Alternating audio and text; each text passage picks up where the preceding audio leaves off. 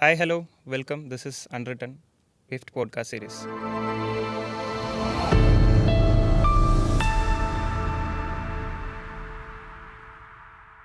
So നമ്മുടെ കൂടെ എന്നുള്ളത് നമ്മുടെ ഡയറക്ടറായിട്ടുള്ള ശ്യാംധർ സാറാണ്. Hi sir, welcome. സോ ഇന്നത്തെ എപ്പിസോഡ് ഞാൻ എൻ്റെ ഒരു പേഴ്സണൽ എക്സ്പീരിയൻസിൽ നിന്ന് തുടങ്ങട്ടെ. അതായത് കൊറോണയ്ക്കൊക്കെ ശേഷം ഞാനിങ്ങനെ ജോലിയൊക്കെ അന്വേഷിച്ച് നടക്കുന്ന സമയത്ത് നമ്മുടെ പനമ്പള്ളിയിലുള്ള ഒരു അഡ്വർടൈസിങ് ഏജൻസി, അപ്പോൾ അവിടെ കണ്ടൻറ് റൈറ്റേഴ്സിനെ വേണമെന്ന് ആവശ്യപ്പെട്ടിട്ട് ഞാൻ ഇൻ്റർവ്യൂ അറ്റൻഡ് ചെയ്തായിരുന്നു. അപ്പോൾ ഈ ഇൻ്റർവ്യൂ കൊടുക്കുന്ന സമയത്ത് അപ്പോൾ എൻ്റെ അടുത്ത് ചോദിച്ചു, അഡീഷണലി നിങ്ങൾക്ക് ക്യാമറ ഹാൻഡിൽ ചെയ്യാൻ അറിയാമെന്ന് ചോദിച്ചു. അപ്പോൾ ഞാൻ പറഞ്ഞു എനിക്ക് ഇല്ല, ചെയ്യും പക്ഷേ അങ്ങനെ അത്ര പ്രോ അല്ല എന്ന് ഞാൻ പറഞ്ഞു. എക്സ്പേർട്ട് അല്ല. അതുപോലെ എഡിറ്റിംഗ് അറിയാമെന്ന് ചോദിച്ചു അത് കഴിഞ്ഞിട്ട്. അപ്പോൾ ഞാൻ പറഞ്ഞു ഇല്ല, എഡിറ്റിംഗ് എനിക്ക് ഒരു പരിചയമില്ല എന്ന് പറഞ്ഞു. അപ്പോൾ ഞാൻ എന്തുകൊണ്ടാണ് അവരത് ചോദിച്ചതെന്ന് എന്നുള്ള കാര്യം ചോദിച്ചു. അപ്പോൾ അവർ പറഞ്ഞു ഇത് രണ്ടും അറിയാമായിരുന്നെങ്കിൽ നമുക്ക് ഇതിനേക്കാൾ ഒരു ഹയർ പൊസിഷൻ, ഒരു കോണ്ടന്റ് ഹെഡ് എന്നുള്ള രീതിയിലേക്കൊക്കെ ഈസി ആയിട്ട്, അതായത് ഫ്രഷറായിട്ടിരിക്കുമ്പോൾ തന്നെ നമുക്ക് പോവാം എന്നുള്ളൊരു ഓപ്ഷൻ അവിടെ പറഞ്ഞു. എക്സ്പീരിയൻസും ഉണ്ട്. അത് എക്സ്പീരിയൻസും ഉണ്ടായിരുന്നു. അപ്പോൾ ഇതിൽ നിന്നാണ് എൻ്റെ ഈ ചോദ്യം വരുന്നത്. അതായത് ഇതിപ്പോൾ ഏകദേശം 2021 ഇതിപ്പോൾ 2025.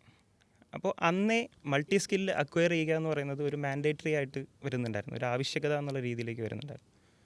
അപ്പോൾ ഇപ്പോൾ ഈ 2025 പ്രത്യേകിച്ച് മീഡിയ ഫീൽഡിൽ ഒരു കരിയറൊക്കെ ഉദ്ദേശിക്കുന്ന ഒരാൾ ഒരു മൾട്ടി സ്കില്ല് ഡെവലപ്പ് ചെയ്യണം എന്നത് ഒരു ഓപ്ഷണൽ എന്നുള്ളതിനേക്കാൾ ഉപരി ഒരു ആവശ്യകതയായിട്ട് മാറിയിട്ടുണ്ടോ? തീർച്ചയായിട്ടും മാറിയിട്ടുണ്ട്. അത് ഈ 2025 എന്ന് പറയുന്ന ഈ ഒരു വർഷത്തേക്ക് വന്നപ്പോൾ ഉണ്ടായ ഒരു മാറ്റമൊന്നുമല്ല. ഇപ്പം നേരത്തെ ഇജാസ് പറഞ്ഞ പോലെ 2021 പോയപ്പോഴാണ് ഈ ചോദ്യം ആദ്യമായിട്ട് കേട്ടതെന്ന് പറഞ്ഞല്ലോ. അതെ. ഞാനൊക്കെ പഠിച്ചിറങ്ങുന്ന സമയം, അതായത് സിനിമ പഠിച്ചിറങ്ങുന്നത് 2009 ആ സമയത്തും ഇത്തരം ആവശ്യങ്ങളുണ്ടായിരുന്നു. ഇപ്പോൾ നമ്മളന്ന് ഒരു ടെലിവിഷനിൽ ജോലിക്ക് പോകുന്ന സമയത്ത് ഏതർ ഒരു പ്രൊഡ്യൂസർ അല്ലെങ്കിൽ ഒരു അസിസ്റ്റൻറ്റ് പ്രൊഡ്യൂസർ ആ കാറ്റഗറിയിലായിരിക്കും ചിലപ്പോൾ പോവുക, ചിലപ്പോൾ ക്യാമറമാനായിട്ടായിരിക്കും പോവുക, ചിലപ്പോൾ റിപ്പോർട്ടറായിട്ടായിരിക്കും പോവുക, ചിലപ്പോൾ അതിൻ്റെ സ്ക്രിപ്റ്റിൽ വർക്ക് ചെയ്യാനായിട്ടായിരിക്കും പോകുന്നത്. പക്ഷേ അന്നും ഇന്നും ആ പോസ്റ്റുകളിൽ വർക്ക് ചെയ്യുന്ന പല വ്യക്തികളും ഈ എല്ലാ പോസ്റ്റും കൈകാര്യം ചെയ്യാൻ കേപ്പബിൾ ആയിട്ടുള്ള ആൾക്കാരാണ്. പക്ഷെ നമ്മൾ ഒരു ഏരിയയിൽ മാത്രമായിരിക്കും ചിലപ്പോൾ നമ്മൾ സ്പെഷ്യലൈസ് ചെയ്യുന്നത്. നമ്മൾക്ക് ഒരു ഡെസിഗ്നേഷൻ വരുന്നത് മേ ബി ഒരു പോസ്റ്റിലായിരിക്കും. ഒരു സ്കില്ലിൽ നമ്മൾ എക്സ്പെർട്ട് ആവുകയും അതോടൊപ്പം തന്നെ അതിന് റിലേറ്റ് ചെയ്ത് നിൽക്കുന്ന മറ്റുള്ള മേഖലയെക്കുറിച്ചുള്ള നോളജ് ഉണ്ടാവുകയും ചെയ്യുമ്പോഴാണ് എക്സ്പെർട്ട് ചെയ്ത് നിൽക്കുന്ന അല്ലെങ്കിൽ എക്സ്പീരിയൻസ് ഉള്ള നമ്മളുടെ മേഖലയിൽ നമുക്ക് വൃത്തിയായിട്ട് കൈകാര്യം ചെയ്യാൻ പറ്റുക. കാരണം എന്തിനാണ് നമ്മളൊരു മേഖല സ്പെഷ്യലൈസ് ചെയ്യുന്നത്? എന്തൊക്കെയായാലും നമ്മൾ ഈ മീഡിയ ഫീൽഡിൽ നമ്മൾ ഈ എക്സ്പീരിയൻസും നമ്മളുടെ സ്പെഷ്യലൈസ് ചെയ്തേക്കുന്ന ടൂളും നമ്മൾ യൂസ് ചെയ്യുന്ന ഏതോ ഒരു പ്രൊഡക്റ്റ് ക്രിയേറ്റ് ചെയ്യാൻ വേണ്ടിയിട്ടാണ്, അല്ലേ? അപ്പോൾ ആ പ്രൊഡക്റ്റ് ക്രിയേറ്റ് ചെയ്യുന്നതിൻ്റെ ഭാഗമായിട്ട് അതിൻ്റെ കൂടെ നിൽക്കുന്ന മറ്റുള്ള മേഖലയെക്കുറിച്ചുള്ള ധാരണ കൂടി നമുക്ക് ഉണ്ടെങ്കിൽ മാത്രമേ നമ്മുടെ കയ്യിലിരിക്കുന്ന ടൂള് എവിടെ എങ്ങനെ കൃത്യമായിട്ട് യൂസ് ചെയ്യണം എന്നുള്ള ഐഡിയ നമുക്ക് കിട്ടുള്ളൂ. എനിക്ക് തോന്നുന്നു ഒരുപക്ഷെ നമ്മുടെ ഈ ഡിജിറ്റൽ കോണ്ടന്റ് ക്രിയേഷൻ ഭയങ്കര ഒരു ബൂം വന്നതിന് ശേഷമാണോ ഇത്രയും? അതാ ഞാൻ പറഞ്ഞു പോകുന്നത്. അതായത് യൂട്യൂബിൽ നിന്നും പൈസ ഉണ്ടാക്കാം, വീഡിയോ കണ്ടന്റ് ക്രിയേറ്റ് ചെയ്ത് ഇട്ട് കഴിഞ്ഞാൽ പൈസ ഉണ്ടാക്കാം എന്ന് പറയുമ്പോൾ ആ പറയുന്നവൻ മണ്ടനാണ് എന്ന് പറഞ്ഞുകൊണ്ടിരുന്ന കാലത്താണ് ഇത് സ്റ്റാർട്ട് ചെയ്യുന്നത്. അവിടെ നിന്ന് വന്ന് ഇന്ന് നമ്മൾ എവിടെ നോക്കിയാൽ ആരെ പരിചയപ്പെട്ടാലും യൂട്യൂബറാ അല്ലെങ്കിൽ വ്ളോഗറാ അല്ലെങ്കിൽ സോഷ്യൽ മീഡിയ ഹാൻഡിൽ ചെയ്യുന്ന വ്യക്തിയാണ് എന്നൊക്കെ പറഞ്ഞിട്ടുള്ള അത് ഒരു മണി മേക്കിംഗ് പ്രോസസ്സായി, അതൊരു പ്രൊഫഷനായിട്ട് മാറി. പ്രൊഫഷനായി മാത്രമല്ല, അവരെ കാണുന്ന സമയത്ത് ഇപ്പോൾ പണ്ടൊക്കെ ഫിലിം സ്റ്റാർസിനെയോ അല്ലെങ്കിൽ ഫിലിം ഫീൽഡിൽ വർക്ക് ചെയ്യുന്ന ആൾക്കാരെ കാണുമ്പോഴാണ് ഒരു ആരാധനയോട് കൂടിയിട്ട് ആൾക്കാർ കണ്ടുകൊണ്ടിരുന്നത്. ഇന്ന് അതെല്ലാം മാറി. അപ്പോൾ അങ്ങനെ മൊത്തത്തിലൊരു മാറ്റം നമ്മളുടെ സൊസൈറ്റിയിൽ ഉണ്ടായിട്ടുണ്ട്. ഇന്ന് മീഡിയ അത്രത്തോളം സാധാരണക്കാരെ ഇൻഫ്ലുവൻസ് ചെയ്യുന്നുണ്ട്, അത്രത്തോളം എന്താ പറയുക ഡിമാൻഡഡ് ആയി മാറിക്കഴിഞ്ഞു. അപ്പോൾ അവിടെ സ്കില്ല് എന്ന് പറയുന്നത് മൾട്ടി ടാലൻറ്റഡ് ആയിട്ട് നിൽക്കുന്ന ഒരു വ്യക്തിക്ക് മാത്രമേ പെർഫോം ചെയ്യാൻ പറ്റുള്ളൂ. ഇപ്പോൾ തന്നെ ഇൻഫ്ലുവൻസേഴ്സ് ആയിട്ട് നിൽക്കുന്ന വ്യക്തികളെല്ലാവരും തന്നെ ഇതൊരു സിംഗിൾ മാൻ ഓപ്പറേഷനിലാണ് ഇതെല്ലാം ചെയ്യുന്നത്. അവർ തന്നെ പെർഫോം ചെയ്യുന്നു, അവർ തന്നെ എഡിറ്റ് ചെയ്യുന്നു, അവർ തന്നെ അപ്ലോഡ് ചെയ്യുന്നു, അതിൻ്റെ മാർക്കറ്റിംഗ് അവർ ചെയ്യുന്നു. എന്തുകൊണ്ട് ഇത് സാധിക്കുന്നു? അപ്പം അതൊരു വലിയൊരു ഓപ്പർച്യൂണിറ്റി കൂടിയാണ്. അത് ഇന്നത്തെ കാലത്ത് ആലോചിക്കുന്ന സമയത്ത് അത് മൾട്ടി ടാസ്ക് അല്ലെങ്കിൽ മൾട്ടി ടാലൻറ്റഡ് ആയിരിക്കുക എന്ന് പറയുന്നത് വലിയൊരു ഓപ്പർച്യൂണിറ്റിയിലേക്കുള്ള ഒരു വാതിൽ കൂടിയാണ് ബേസിക്കലി. സോ മൾട്ടി ടാലൻറ്റഡ് എല്ലാ കാലത്തും ഡിമാൻഡഡ് ആയിരുന്നു. പക്ഷേ ഇന്നത്തെ കാലത്ത് ഇത് ഈ ബൂം വന്നതിന് ശേഷം പബ്ലിക് അതിനെക്കുറിച്ച് അവെയറാണ്. അതേപോലെ തന്നെ ഓപ്പർച്യൂണിറ്റി അത്ര വൈഡാണ്. സോ മൾട്ടി ടാലൻറ്റഡ് ആയിരുന്നാൽ എന്നുള്ളേക്കാളും കൂടുതൽ അത് അറിഞ്ഞിരിക്കേണ്ടത് ഒരു ആവശ്യമാണ്. അപ്പോൾ ഇതിനോട് കണക്ട് ചെയ്തിട്ട് ഇപ്പോൾ നമ്മൾ ഇന്നിപ്പോൾ ഇവിടെ ഇരുന്ന് സംസാരിക്കുന്നതിൻ്റെ റീസൺ നമ്മുടെ പുതിയ കോഴ്സിൻ്റെ ഒരു ഇൻട്രൊഡക്ഷൻ ആണല്ലോ. നമ്മൾ ഓൾറെഡി അതിൻ്റെ ഇൻട്രൊഡക്ഷനുമായിട്ട് ബന്ധപ്പെട്ടുള്ള വീഡിയോ കാര്യങ്ങളൊക്കെ നമ്മൾ ചെയ്തിട്ടുണ്ട്, അല്ലെങ്കിൽ പുറത്ത് വിട്ടിട്ടുണ്ട്. Integrated diploma in digital media production. So എന്താണ് ഈ കോഴ്സിൻ്റെ പിന്നിലൊരു വിഷൻ? അതായത് ഇപ്പോൾ ഈ പറഞ്ഞുമായിട്ട് ബന്ധപ്പെട്ടുള്ളതാണ്. സാർ ഒന്നുകൂടെ ഡീറ്റെയിൽ ആയിട്ട് പറഞ്ഞാൽ മതി. ഇന്ന് നമുക്ക് ചുറ്റും സോഷ്യൽ മീഡിയയുടെ അല്ലെങ്കിൽ ഡിജിറ്റൽ മീഡിയയുടെ ബൂം ഇത്രത്തോളം നിൽക്കുന്ന ഈ സാഹചര്യത്തിൽ ഇന്ന് ഒരു വ്യക്തി തീരുമാനിക്കുകയാണ് ഞാനൊരു ഷോപ്പ് തുടങ്ങണം എന്ന് തീരുമാനിച്ചാൽ അവൻ ആദ്യം ആലോചിക്കുന്നത് എന്ത് ബിസിനസ് ചെയ്യണം, അല്ലെങ്കിൽ ഇത് എത്ര ബഡ്ജറ്റ് ചെയ്യണം എന്നൊക്കെ ചിന്തിക്കുന്ന അതേ പ്രാധാന്യം ഇതിൻ്റെ മാർക്കറ്റിംഗ് സൈഡിലാണ് കൊടുക്കുന്നത്. ഞാൻ പറയുന്നത് ഒരു വലിയ ബിസിനസ്സിനെ കുറിച്ചല്ല ഞാൻ പറയുന്നത്. ഒരു ചെറിയ ഒരു ടീ ആൻഡ് സ്നാക്സ് വിൽക്കുന്ന കടക്കാരൻ അല്ലെങ്കിൽ അങ്ങനെ ഒരു ബിസിനസ് തുടങ്ങുന്ന ഒരാൾ പോലും അവൻ ചെയ്യുന്നൊരു പ്രോസസ്സ് എന്ന് പറയുന്നത് ആ കട തുടങ്ങിക്കഴിഞ്ഞ് കഴിഞ്ഞാൽ ഇൻഫ്ലുവൻസേഴ്സ് അല്ലെങ്കിൽ സോഷ്യൽ മീഡിയയിൽ സജീവമായി നിൽക്കുന്ന പല വ്യക്തികളിലൂടെയുള്ള ഈ പറയുന്ന മാർക്കറ്റിംഗ് സ്ട്രാറ്റജീസ് അപ്ലൈ ചെയ്ത് ഈ ഒരു പ്രസ്ഥാനത്തെ പബ്ലിക്കിലേക്ക് എത്തിക്കാൻ വേണ്ടിയിട്ടുള്ള എല്ലാ മാർഗങ്ങളും അയാൾ സ്വീകരിക്കും. എനിക്ക് തോന്നുന്നു അവൻ ആ ഒരു ബിസിനസ്സിന് ഇൻവെസ്റ്റ് ചെയ്ത എമൗണ്ടിനേക്കാൾ കൂടുതൽ ചിലപ്പോൾ ഈ മാർക്കറ്റിങ്ങിനും സ്പെൻഡ് ചെയ്തെന്നിരിക്കും. അതൊരു ട്രെൻഡായി മാറിക്കഴിഞ്ഞു. അപ്പോൾ അതുകൊണ്ട് തന്നെ അത്തരം വീഡിയോസ് ചെയ്യുന്ന ഒരുപാട് ചാനലും നമുക്ക് മുന്നിൽ നിന്നുണ്ട്. അപ്പോൾ അതാണ് ഇതിൻ്റെ ഒരു സാധ്യത എന്ന് പറയുന്നത്. ഇന്നത്തെ കാലത്ത് ഈ ഒരു ഡിജിറ്റൽ മീഡിയ ഇല്ലാതെ നമുക്കൊരു പ്രസ്ഥാനവും നിലനിർത്താൻ സാധിക്കില്ല എന്നുള്ള അവസ്ഥയായി കഴിഞ്ഞു. അതൊരു ചെറിയ കടയായിക്കോട്ടെ, അല്ലെങ്കിൽ ചെറിയ ബിസിനസ് ആയിക്കോട്ടെ, വലിയ ബിസിനസ് ആയിക്കോട്ടെ. അപ്പോൾ ഈ സാധ്യതയാണ് നമ്മൾ ഒരു പ്രോഗ്രാമാക്കി മാറ്റുന്നത്. പിന്നെ മറ്റൊരു കാര്യം എന്ന് പറയുന്നത്, ഇങ്ങനൊരു സാധ്യത ഉണ്ടെന്ന് പറയുമ്പോഴും ആദ്യകാലങ്ങളിൽ ഓരോ ഏജൻസിയെ സമീപിക്കുകയും അവർക്ക് പേയ്മെൻറ്റ് കൊടുത്തുകൊണ്ട് അവനവൻ്റെ ബിസിനസ്സിന് ആവശ്യമായിട്ടുള്ള മാർക്കറ്റിംഗ് സ്ട്രാറ്റജീസ് തരാനും ഈ മാർക്കറ്റിംഗ് ചെയ്തു കൊടുക്കാനും വേണ്ടിയിട്ട് പല ഏജൻസിനെയും അപ്രോച്ച് ചെയ്യുന്ന ഒരു കാലഘട്ടം ഉണ്ടായിരുന്നു എൻ്റെ തുടക്കകാലത്ത്. ഇന്ന് ആ ട്രെൻഡ് വീണ്ടും മാറി. ഇന്ന് ചെയ്യുന്നത് എങ്ങനെയാണെന്ന് വെച്ച് കഴിഞ്ഞാൽ അതത് കമ്പനികൾ ഈ സ്കില്ല് അറിയാവുന്ന ആൾക്കാരെ ഹയർ ചെയ്യാണ്, എന്നിട്ട് അവരുടെ കീഴിൽ നിർത്തിക്കൊണ്ട് സ്വന്തമായിട്ട് പ്രൊഡക്ഷൻ ചെയ്യാൻ തുടങ്ങുന്ന കാലഘട്ടത്തിലേക്ക് മാറി. അതായത് ഏജൻസി എന്ന് പറയുന്ന ഒരു ബദൽ സംവിധാനത്തിൽ നിന്നും സ്വന്തമായി അവനവൻ്റെ സ്ഥാപനത്തിൽ നിന്നുകൊണ്ടുള്ള കണ്ടന്റ് ക്രിയേഷൻസും അവരുടെ പ്രൊമോഷന് വേണ്ടിയിട്ടുള്ള കാര്യങ്ങളിലേക്കും മാറി. ഇപ്പോൾ എഡിറ്റിങ്ങിന് ഒരാൾ, ക്യാമറയ്ക്ക് ഒരാൾ, ആനിമേഷന് ഒരാൾ, മോഷൻ ഗ്രാഫിക്സിന് ഒരാൾ, കളർ ചെയ്യാൻ ഒരാൾ, അങ്ങനെ പല ഹെഡിലും 5 or 6 പേരെ എടുത്തുകൊണ്ട് ഇതൊരിക്കലും പ്രാക്ടിക്കലി പോസിബിൾ അല്ല. സത്യം. അപ്പോൾ ആ സ്പേസിലാണ് അവൻ ചിന്തിക്കുന്നത്. ഇതെല്ലാം അറിയുന്ന ഒരാളെ കിട്ടിക്കഴിഞ്ഞ് കഴിഞ്ഞാൽ ഈ ഒരൊറ്റ വർക്കേ ഉള്ളൂ, ഈ ഒറ്റ ബ്രാൻഡിന് വേണ്ടി മാത്രം വർക്ക് ചെയ്താൽ മതി. സോ ഒരാളെ സംബന്ധിച്ച് അത് ഈസി ആയിട്ട് ഹാൻഡിൽ ചെയ്യാനും പറ്റും. നമുക്ക് വേണ്ട കണ്ടന്റ് നമ്മൾ ഉദ്ദേശിക്കുന്ന സമയത്ത് നമ്മളുടെ ഇഷ്ടപ്രകാരം ചെയ്യാനും സാധിക്കും. അപ്പോൾ അത്തരത്തിൽ എൻക്വയറികൾ നമുക്ക് വരാൻ തുടങ്ങി. അത് പറഞ്ഞപ്പോൾ ഒരു കാര്യം ആഡ് ചെയ്യുന്നു സാർ. ലൈക്ക് ഇപ്പോൾ കഴിഞ്ഞ വർഷമൊക്കെ നമ്മൾ ഇവിടെ വിഫ്റ്റിൽ നിന്ന് നമ്മൾ ക്യാമ്പസ് പ്ലേസ്മെൻറ്റ് കൊടുക്കുമല്ലോ.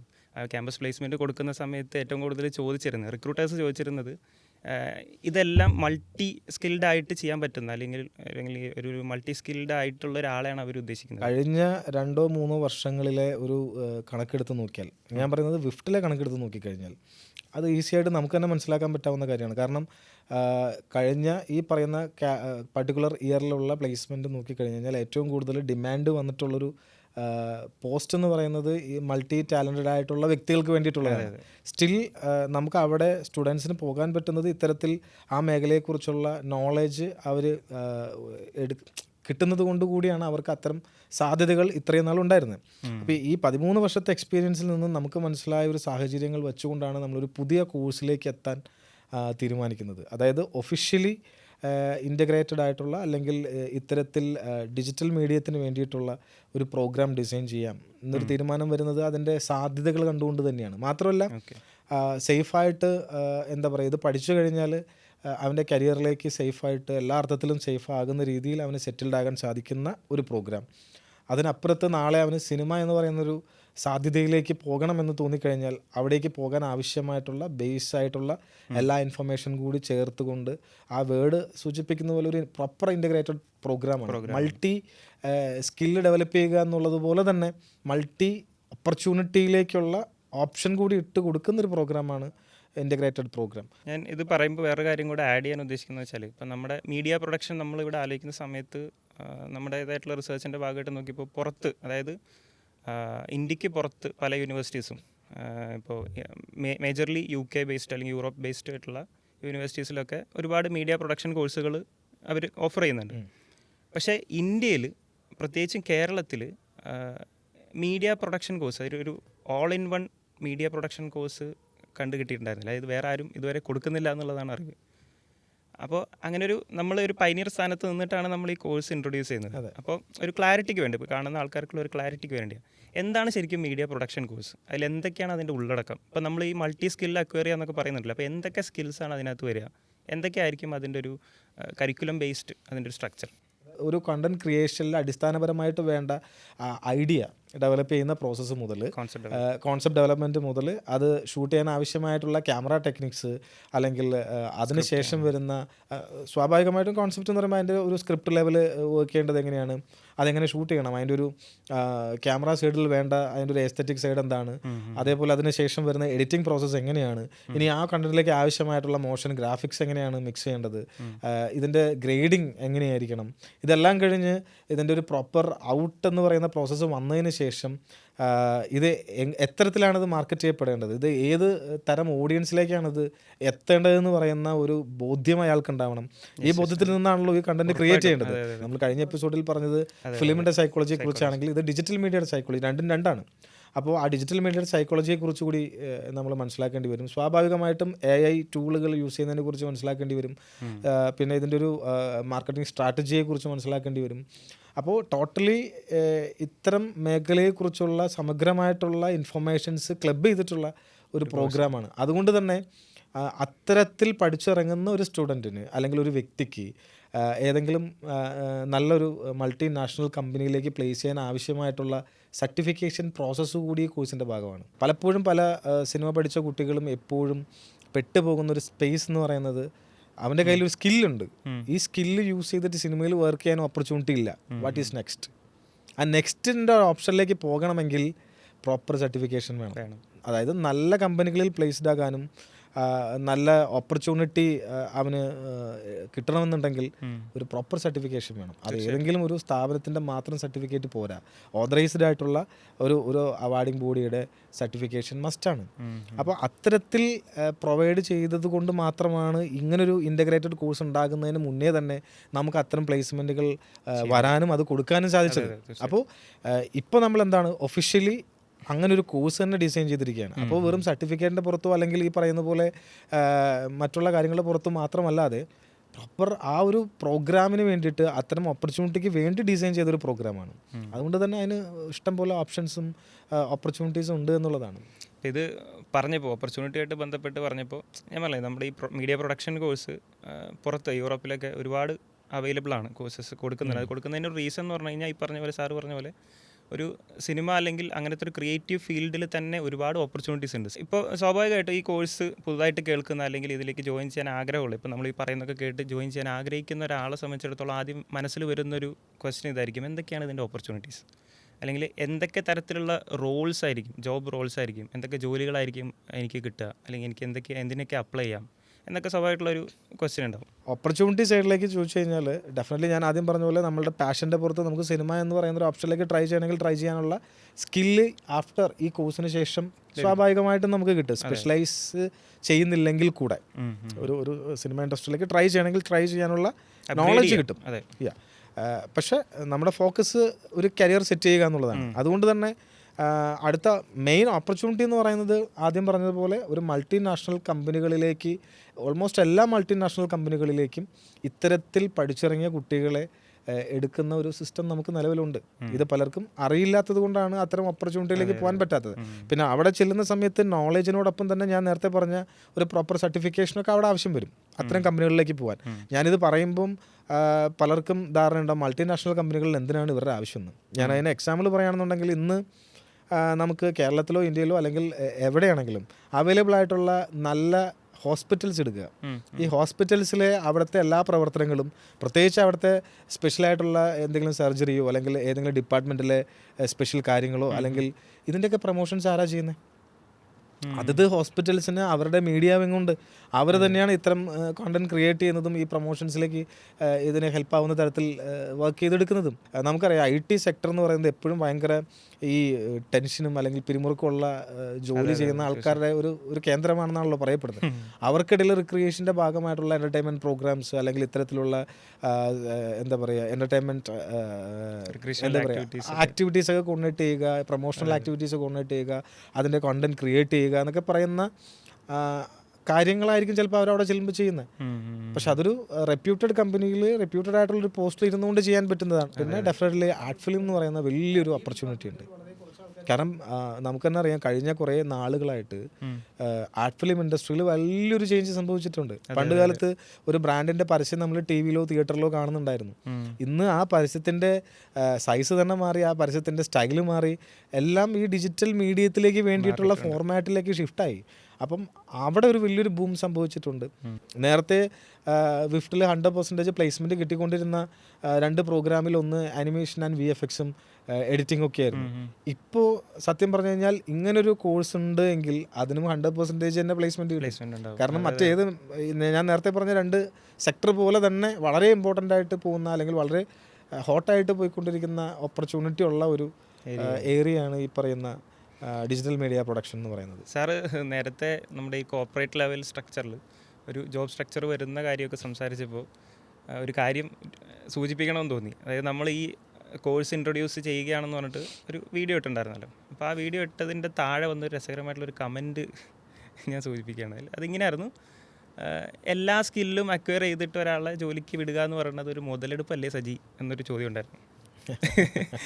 അതിനോട് എങ്ങനെയാണ് പ്രതികരിക്കുന്നത്? ഞാൻ ചോദിക്കുന്നത്, നമുക്ക് വേണ്ടത് പ്രോപ്പർ ഒരു ഓപ്പർച്യൂണിറ്റി ആണോ?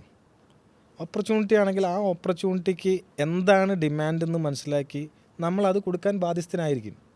അത് മുതലെടുപ്പാണോ എന്ന് ചോദിച്ചു കഴിഞ്ഞാൽ അവൻ്റെ സ്കില്ല് വെച്ചിട്ടാണ് അവൻ അവിടെ വർക്ക് ചെയ്യുന്നത്. ആ സ്കില്ലുള്ളത് കൊണ്ടാണ് അവൻ ആ ഓപ്പർച്യൂണിറ്റി കിട്ടിയിട്ടുള്ളത്. അതിൽ ഒന്ന് മാത്രം എനിക്ക് അറിയാമെന്ന് പറഞ്ഞാൽ അവൻ അവിടെ ഇരിക്കേണ്ടി വരും. അവൻ ആ ഓപ്പർച്യൂണിറ്റി പിന്നെ സീക്ക് ചെയ്യാൻ പറ്റില്ല, അല്ലേ?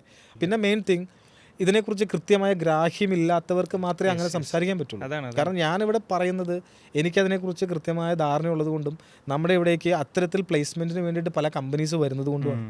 നമ്മൾ അത്രയും കുട്ടികളെ പ്ലേസ്ഡ് ആക്കിയിട്ടുള്ളതിൻ്റെ പശ്ചാത്തലത്തിലാണ് നമ്മൾ സംസാരിക്കുന്നത്. എനിക്ക് തോന്നുന്നത് ഇപ്പോൾ ഈ കമൻ്റ് ഇട്ട ഒരാളുടെ ഒരു ചിന്താഗതിയിൽ, ഇപ്പം നമ്മൾ ഈ മൾട്ടി സ്കിൽ അക്വയർ ചെയ്തിട്ട് ഒരു ജോലിക്ക് പോകാമെന്ന് പറയുമ്പോൾ അതെല്ലാം കൂടെ അയാൾ ഒറ്റയ്ക്ക് ഇരുന്ന് ചെയ്യണം എന്നുള്ളൊരു മൈൻഡ് സെറ്റ് ചിലപ്പോൾ ഉണ്ടാവും. ശരിക്കും അങ്ങനെയല്ല അതിൻ്റെ സ്ട്രക്ചർ. അതും കൂടെ ഒന്ന് നമുക്ക് വിശദമായിട്ട് പറയാൻ പറ്റി കഴിഞ്ഞാൽ, അപ്പോൾ ഫോർ എക്സാമ്പിൾ ഈ മൾട്ടി ടാലൻറ്റഡ് എന്ന് പറയുമ്പോൾ പോലും ഇത്തരത്തിൽ ഇൻ്റഗ്രേറ്റഡ് ഒരു കോഴ്സ് വേറൊരാൾ ചെയ്തിട്ടുണ്ടെന്ന് തന്നെ വിചാരിക്കുക. അയാൾക്ക് ഈ സ്കില്ല് ചെയ്യാൻ അറിയാമോ ഇല്ലയോ എന്ന് പറയുന്നൊരു ഫാക്ടർ ഉണ്ട്. ഇതെല്ലാം അറിഞ്ഞു കഴിഞ്ഞാൽ ഞാൻ ഈ പറഞ്ഞ പ്രശ്നമില്ല. അതായത് ചുരുക്കി പറഞ്ഞു കഴിഞ്ഞാൽ എല്ലാവരും ധാരണ 5 പേര് ചെയ്യേണ്ട ജോലി ഇത് 5 എനിക്ക് അറിയാമെന്നും പറഞ്ഞ് 5 ഞാൻ തന്നെ ചെയ്യണ്ടേ എന്നുള്ളതായിരിക്കും ഈ ചിന്താഗതി. പക്ഷെ അവിടുത്തെ ഒരു പ്ലസ് എന്താണെന്ന് വെച്ച് കഴിഞ്ഞാൽ ഈ 5 അറ്റ് എ ടൈം അല്ല നമ്മൾ ചെയ്യുന്നത്. ഞാൻ ഇന്ന് സ്ക്രിപ്റ്റ് എഴുതുന്നു, ഞാനിപ്പോൾ ഇന്ന് സ്ക്രിപ്റ്റിംഗ് മാത്രമേ ഞാൻ ചെയ്യുന്നുള്ളൂ. ഈ സ്ക്രിപ്റ്റ് എഴുതി ഐഡിയ ഡെവലപ്പ് ചെയ്ത് 2 ദിവസം കഴിഞ്ഞായിരിക്കും ഞാൻ ഷൂട്ട് ചെയ്യുന്നത്. ഞാനപ്പോൾ ക്യാമറ മാത്രമേ ചെയ്യുന്നുണ്ടാവുള്ളൂ, അല്ലെങ്കിൽ ഡയറക്ഷൻ മാത്രമേ ചെയ്യുന്നുണ്ടാവുള്ളൂ. ഇതെല്ലാം കഴിഞ്ഞ് ഷൂട്ടെല്ലാം കഴിഞ്ഞ് അതിൻ്റെ പിറ്റേ ദിവസമായിരിക്കും ചിലപ്പോൾ ഞാൻ എഡിറ്റ് ചെയ്യുന്നത്. അന്ന് ഞാൻ എഡിറ്റിംഗ് മാത്രമേ ചെയ്യുന്നുണ്ടാവുള്ളൂ. ഞാൻ പറയുന്നത് ഇത് ഓരോ പ്രോസസ്സും നമ്മൾ എൻജോയ് ചെയ്താൽ ചെയ്യുന്നത്.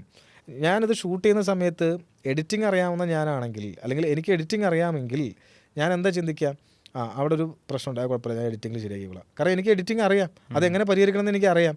അപ്പോൾ എൻ്റെ ഷൂട്ട് എനിക്ക് ഈസി ആയിട്ട് ഹാൻഡിൽ ചെയ്യാൻ പറ്റും. എന്ത് പ്രോബ്ലം ഉണ്ടെങ്കിലും അതിൻ്റെ സൊല്യൂഷൻ കൂടി മനസ്സിൽ കണ്ടുകൊണ്ടായിരിക്കും ഞാൻ ആ ഷൂട്ട് മുന്നോട്ട് കൊണ്ടുപോകുന്നത്. ബിക്കോസ് അതിൻ്റെ ബാക്കി പോസ്റ്റ് പ്രൊഡക്ഷൻ വർക്കുകൾ ചെയ്യാനുള്ള കപ്പാസിറ്റി എനിക്കുണ്ട്.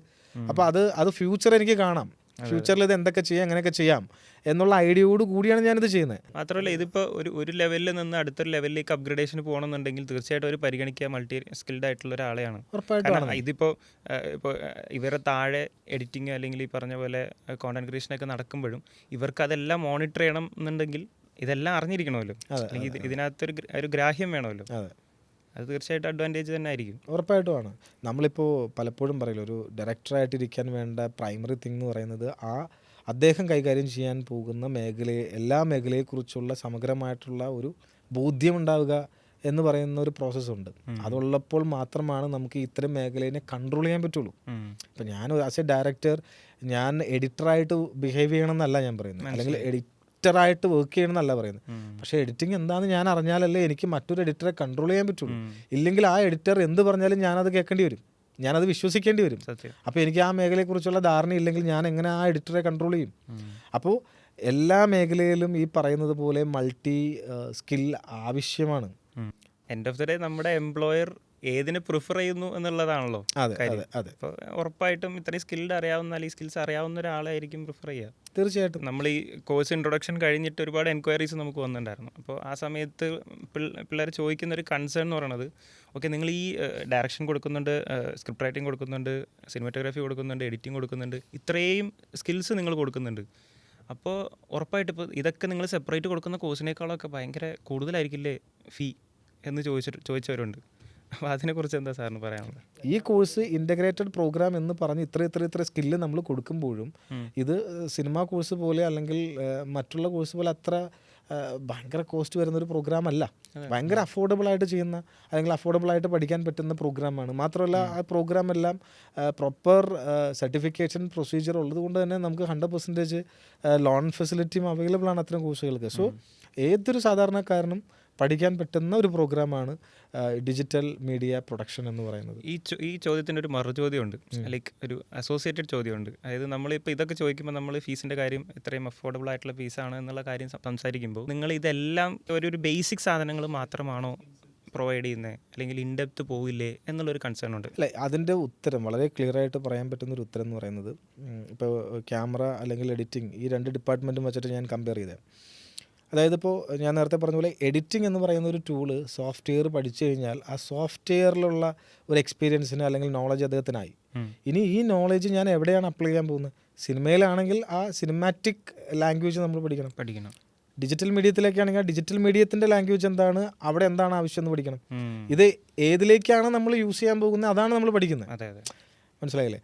നമുക്കിപ്പം ക്യാമറയിലേക്ക് വരുവാണെങ്കിൽ ക്യാമറയിൽ സിനിമയിലായാലും ഡിജിറ്റൽ മീഡിയത്തിലേക്കാണെങ്കിലും ഷോട്ടാണ്, ഫ്രെയിമാണ്, കോമ്പോസിഷനാണ്, റെക്കോർഡാണ്. ഇതിനകത്തൊന്നും മാറ്റം വരുന്നില്ല.